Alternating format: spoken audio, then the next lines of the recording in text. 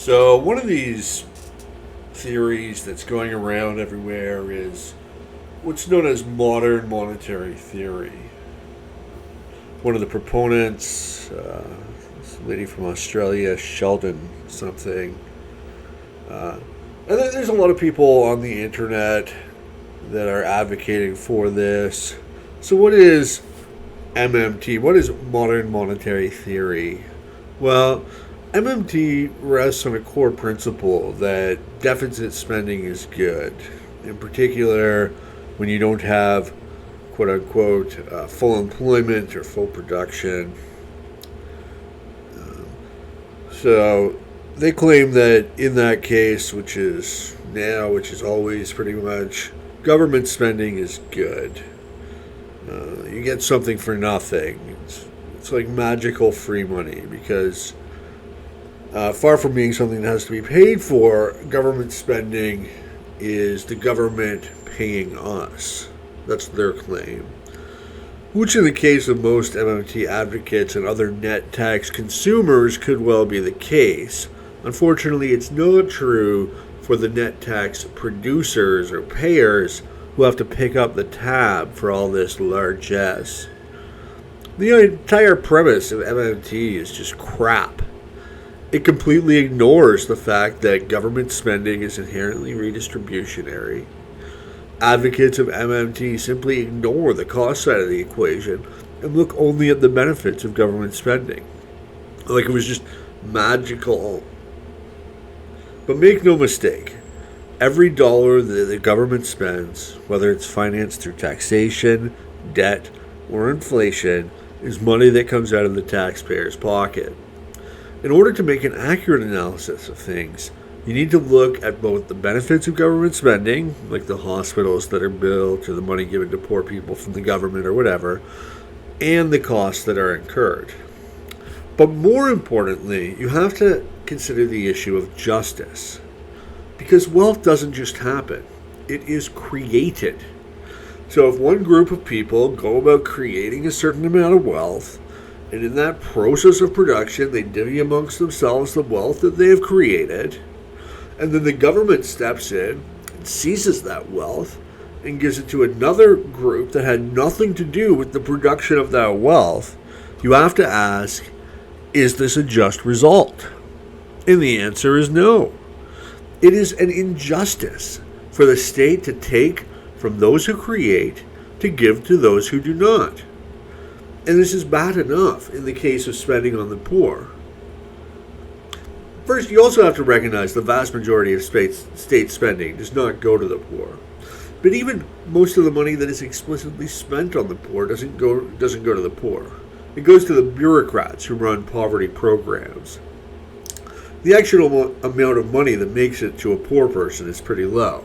You look at how much people on food stamps are getting, and it's a tiny amount. Poor people might benefit from free schools and free health care, but that money still isn't going into their pocket. It's going to the pockets of school teachers and administrators and bureaucrats who oversee these programs and contractors who supply the school with textbooks and desks and so on and so forth. And given the quality of public schools and socialized medicine, even those benefits of the free services are pretty marginal anyway. But while wealth redistribution is bad enough in the case of money that is being spent on the poor, it's even more unjust when the money is transferred to people who are already well off. Because now you have the injustice of wealth redistribution without even the meager benefit of reducing inequality or helping to address poverty. And that's a real moral hazard that is associated with wealth redistribution. Once you accept the principle for some noble cause, you have no way of controlling where that money is going. So you say, okay, we'll be taxed in order to help the poor, but the politicians and the bureaucrats in charge of spending can spend that money wherever they want.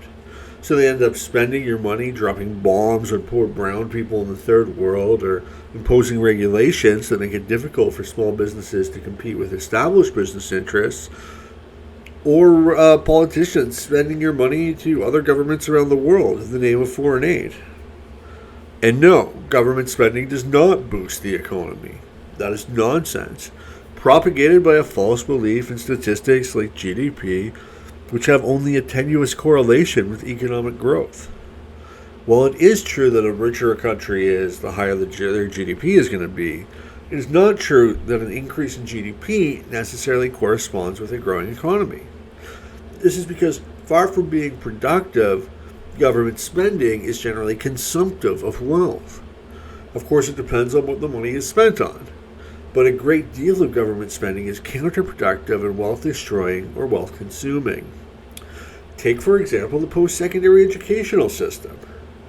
Now, it used to be you could just get a good job out of high school. The companies would just look through the applicants, hire somebody who looked promising, train them, and voila. But the problem is the government started subsidizing post-secondary education in a big way. Direct transfers to universities, research grants, and of course, guaranteed student loans in order to pay outrageous tuition prices. So now there is this free to the employer sorting mechanism that you can use to determine who will be a good or bad employee. Or as Sylvester Stallone puts it in Tulsa King, the whole point of a college degree is to show a potential employer that you showed up someplace 4 years in a row, completed a series of tasks reasonably well and on time, so if he hires you, there's a semi-decent chance that you'll show up there every day and not fuck his business up. So now, having this sort of because the sort of sorting mechanism is paid for by the taxpayer, they just hire people with college degrees. But the whole system is a monstrous waste of time and money. We could just be getting good jobs out of high school without going through college like we used to. But instead, people have to run up massive debt and waste 4 years of their life doing a bunch of pointless assignments that have nothing to do with the work they are going to do, only to go on and get trained on the job anyway. And anyone who doesn't play ball can't get a good job, even if they are just as talented as the college graduates. And this is because all of the government's massive subsidies to post-secondary education. Whereas if there were no subsidies and individuals had to pay the true cost themselves, we would simply have straight vocational training or people just getting jobs out of high school. But the real reason behind government-subsidized education is because it creates this class of well-paid intellectuals who are dependent upon the state for their financial well-being. And as we know, people have a tendency to act in their rational self-interest. So the real purpose of the post-secondary educational system is to hire people to shell for the state, just in a very elaborate and roundabout way, which is why academia is almost universally statist. And when you have the rare anti-statist intellectual, they are inevitably marginalized, ostracized, and attacked because they represent a threat to this parasitic way of life. Another area where MMT is way off base is that they say taxes are where money gets its value from. This is pure nonsense. Money arises organically on the marketplace as a means of escaping the double coincidence of wants. And what money is originally is the most commonly desired commodity in a given economy. Commodity money. So what happens is when people are first bartering, they realize that this limits who they can sell to. If you have shoes and want wheat, you need to find somebody who has wheat and wants shoes. It would be much easier to first find someone who wants shoes and then find someone else who wants wheat. So people start trading what they own or produce for the most commonly desired commodity.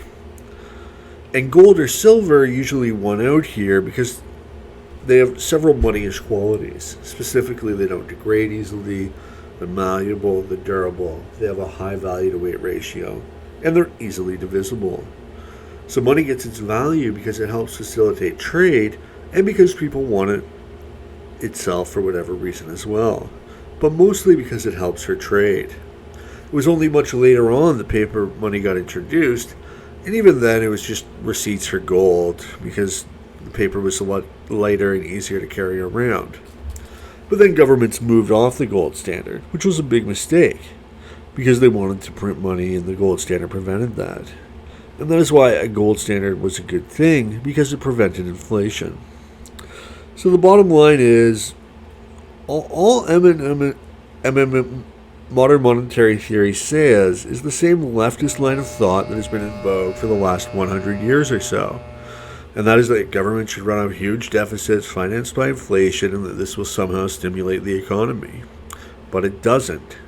Printing money does not create growth. Government spending does not create economic growth. But it does undermine the stability of the economy, punish savers, encourage debt, and redistribute wealth. Really, inflation is just a secret tax on anyone who is saving.